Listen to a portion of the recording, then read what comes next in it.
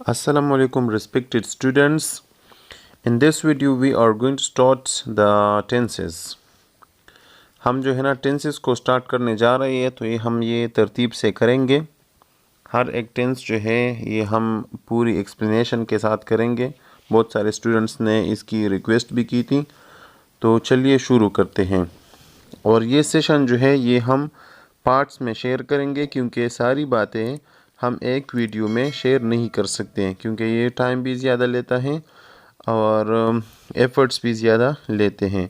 तो इसलिए हम जो है ना ये टेंसेस के जो वीडियोस हैं हम डेली बेसिस पर ये पार्ट्स में शेयर करेंगे। तो चलिए शुरू करते हैं। हमारे पास पहला जो टेंस है वो प्रेजेंट इंडेफिनिट टेंस है, लेकिन उससे पहले हम बात करते हैं टेंस के बारे में कि टेंस क्या होता है। टेंस का मतलब होता है ज़माना, वक्त। जिस तरह एक एक्शन होता है तो एक्शन या तो माजी में हुआ होगा या प्रेजेंट टाइम में या फ्यूचर में। हमारे पास बेसिकली 3 टेंसेस होते हैं, जिसको हम बोलते हैं प्रेजेंट, दूसरा हमारे पास है पास्ट और फिर तीसरा है फ्यूचर। प्रेजेंट का मतलब है जो मौजूदा वक्त में एक्शन होता है उसको प्रेजेंट बोलते हैं, मौजूदा हालत, प्रेजेंट टाइम। पास्ट का मतलब होता है माजी, जब एक काम हुआ हो। हम कहते हैं कि मैं पेशावर गया था या इस तरह, तो ये पास्ट की बात है, माजी की बात है। और फ्यूचर जो है उसको उर्दू में बोलते हैं मुस्तकबिल, आने वाला वक्त, कि हम फ्यूचर के बारे में सोचते हैं कि मैं डॉक्टर बनूंगा या टीचर बनूंगा, ये करूंगा वो करूंगा। तो ये जो है ना ये फ्यूचर की बातें हैं। तो ये हमारे पास बेसिकली 3 टेंसेस हैं। अब इनकी आस्पेक्ट्स हैं तो वो हम कवर करते हैं। तो हम कह सकते हैं कि हमारे पास 12 जो है 12 आस्पेक्ट्स है या टेंसेस हैं, और बेसिकली जो है बुनियादी तौर पर वो 3 है, प्रेजेंट, पास्ट, फ्यूचर। और फिर इनकी आप ब्रांचेस कह सकते हैं, तो वो हमारे पास 12 है। तो हमारे पास पहला जो टेंस है वो है present indefinite tense. Present indefinite tense. अब सबसे पहले हम इसकी इस्तेमाल के बारे में बात करते हैं कि प्रेजेंट इंडेफिनिट टेंस को हम किस वक्त में इस्तेमाल करेंगे, कौन से एक्शन के लिए इस्तेमाल करेंगे। ये जो टेंसेस है ये काम के साथ ताल्लुक़ रखते हैं, एक्शन के साथ, कि एक्शन जो है ना ये कब होता है या होगा या हुआ है, इस हवाले से बात होती है। तो यहाँ पर हम बात करेंगे कि इसकी ये जो टेंस है प्रेजेंट इंडेफिनिट टेंस, इसके मुख्तलिफ़ किस्म के यूसेस हैं, मुख्तलिफ़ इस्तेमालात हैं, लेकिन हम वो जो यूज़ है वो करेंगे जो बहुत कामन होता है। It is used for repeated action. अब ये इसका क्रक्स है, निचोड़ जो हम जिसको बोलते हैं। ये प्रेजेंट इंडेफिनिट टेंस जो है सादा अल्फाज में हम कहते हैं कि ये एक ऐसे एक्शन के लिए इस्तेमाल होता है जो बार बार होता है, जो रिपीट होता है, दोहराया जाता है। ऐसे अमल के लिए हम प्रेजेंट इंडेफिनिट टेंस का इस्तेमाल करते हैं। ऐसा एक्शन जो कल भी हुआ, आज भी जो है ना ये आज भी हुआ और कल भी होगा, इस तरह एक्शन जो बार बार होता है, तो ऐसे एक्शंस के लिए हम प्रेजेंट इंडेफिनिट टेंस इस्तेमाल करते हैं। एग्जाम्पल को देखते हैं। For example, I go to school, मैं स्कूल जाता हूँ। अब ये एक्शन जो है ये बार बार रिपीट होता है, तो इसलिए ये जुमला जो है ना ये मैंने प्रेजेंट इंडेफिनिट टेंस की मदद से बनाया। अब यहाँ पर बात करते हैं इसकी उर्दू की पहचान के हवाले से। उर्दू की पहचान भी बहुत ज़रूरी है, क्योंकि हम जो पेपर वगैरह हमारे होते हैं, पेपर्स होते हैं या इस तरह कोई और जो डॉक्यूमेंट्रीज़ या जो हम लिखाई करते हैं, तो उसमें हमारा कंप्रहेंशन भी चेक किया जाता है। ये जो ट्रांसलेशन होता है Urdu to English, English to Urdu, तो ये इस हवाले से भी जो है ना ये बहुत ज़रूरी होता है। और ये जो मैंने आपको इंग्लिश की डेफिनेशन बताई ये यूनिवर्सल है, यूनिवर्सल इसका मतलब है कि ये हर जगह एक्सेप्टेबल है।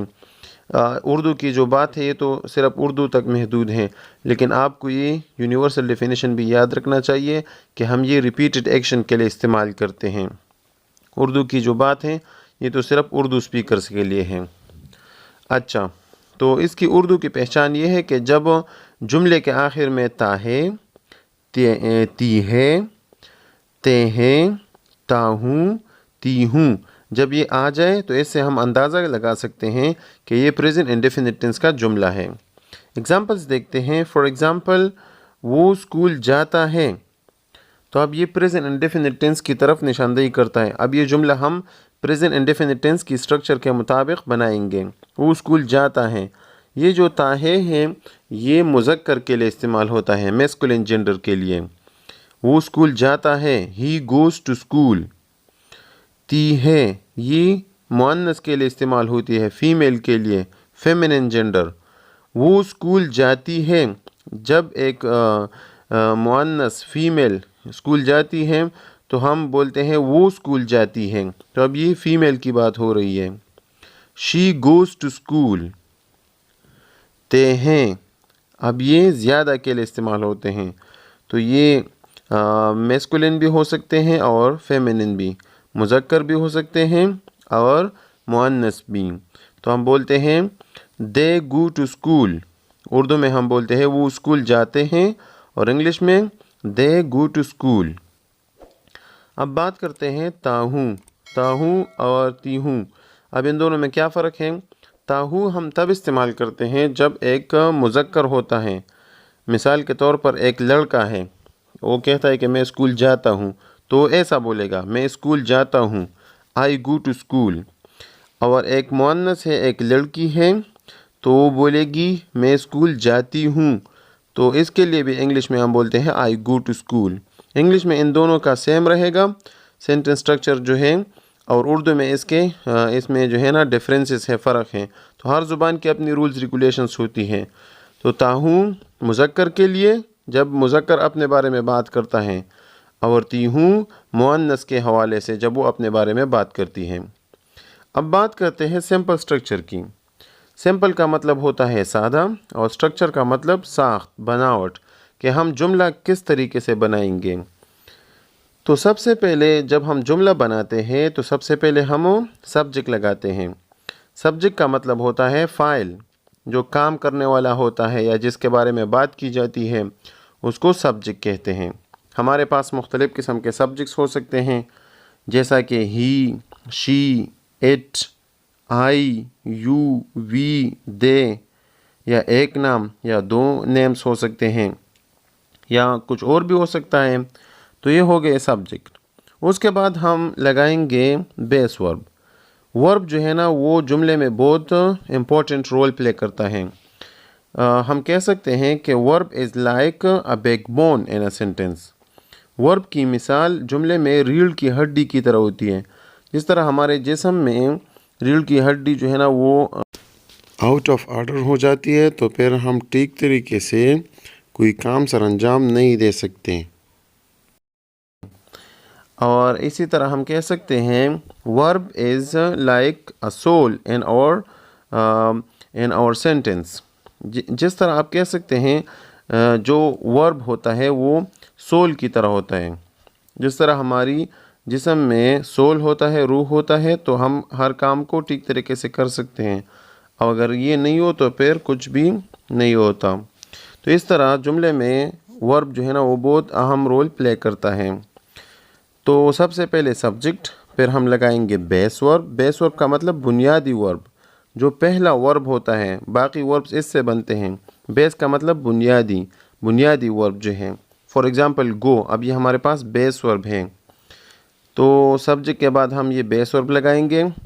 उस बेस वर्ब के साथ फिर हम एस या ई एस का इजाफा करेंगे, और फिर हम लगाएंगे रेस्ट ऑफ द सेंटेंस, बाकी जुमला। यहाँ पर मैंने ऑब्जेक्ट इसलिए नहीं लगाया कि हर जुमले में ऑब्जेक्ट ज़रूरी नहीं होता, तो इसलिए मैंने लगाया रेस्ट ऑफ द सेंटेंस, बाकी जुमला। तो इसमें कुछ भी हो सकता है, कुछ भी आ सकता है। और ये एस या ई एस वाली बात हम आखिर में एक्सप्लेन करते हैं कि किसके साथ एस लगाना है और कौन से वर्ब के साथ ई एस लगाना है। अब ये हो गया हमारे पास सिंपल स्ट्रक्चर, सादा साख्त। अब इसकी थोड़ी एक्सप्लेनेशन करते हैं। एक्सप्लेनेशन जो है वो सब्जेक्ट के हवाले से होगी।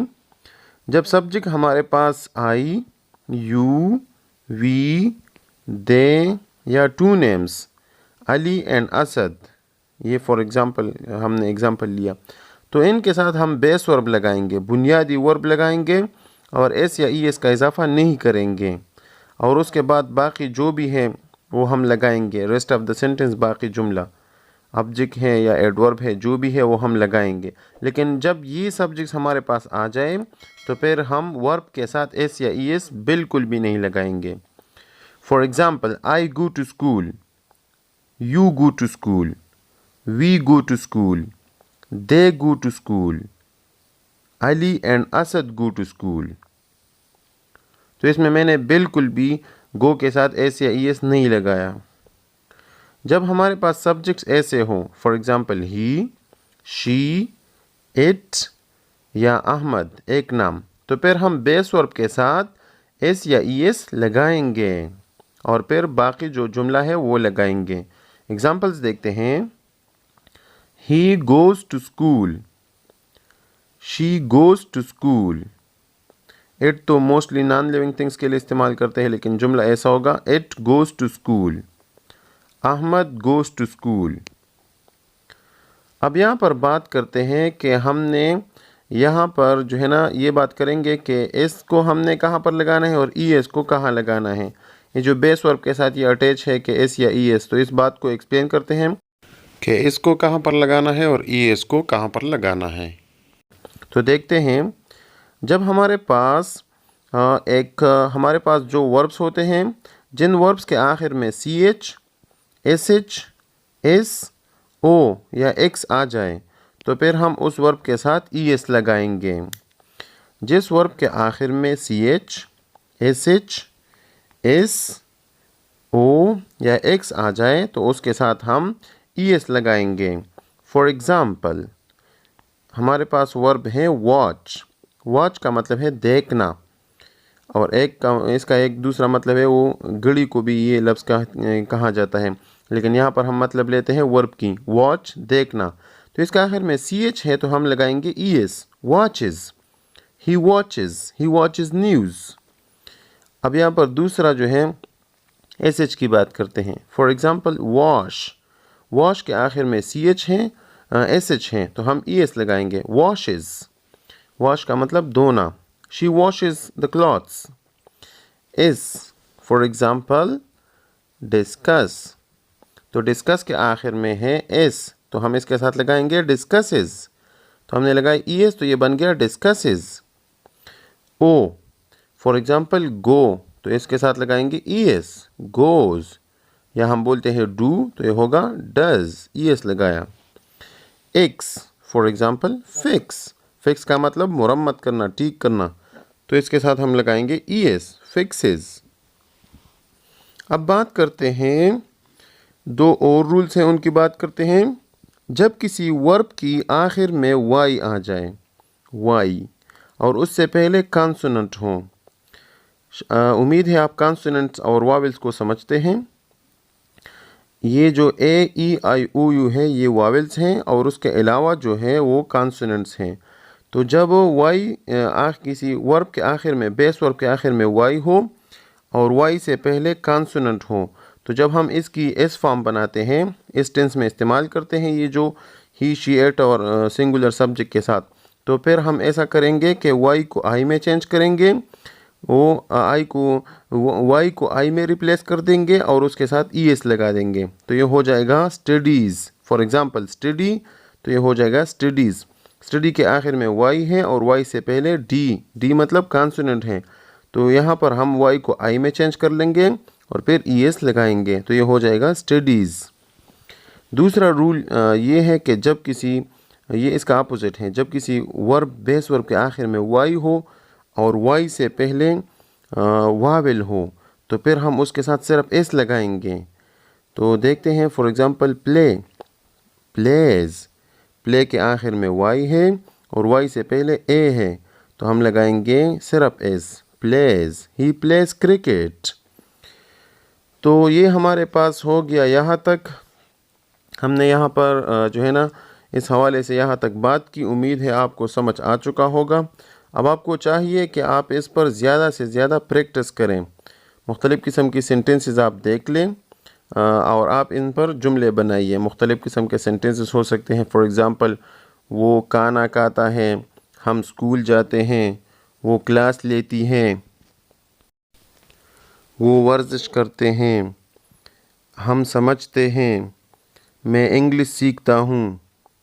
वो खाना पकाती हैं। हम क्रिकेट खेलते हैं। वो मुतालिया करती है। हम बातें करते हैं। इस तरह आप मुख्तलिफ़ किस्म के जुमले बना सकते हैं। इंशाल्लाह और नेक्स्ट वीडियो जो होगी, हमारी जो नई वीडियो होगी, उसके बाद हम जो है ना नेगेटिव स्ट्रक्चर की तरफ आएंगे। इसी तरह हम इंटरोगेटिव स्ट्रक्चर की तरफ आएंगे सीक्वेंस में, तरतीब के साथ। तो इंशाल्लाह आपको बहुत अच्छी तरीके से समझ आया होगा। So this was all about this video. I hope you got it. Thank you so much for watching this video.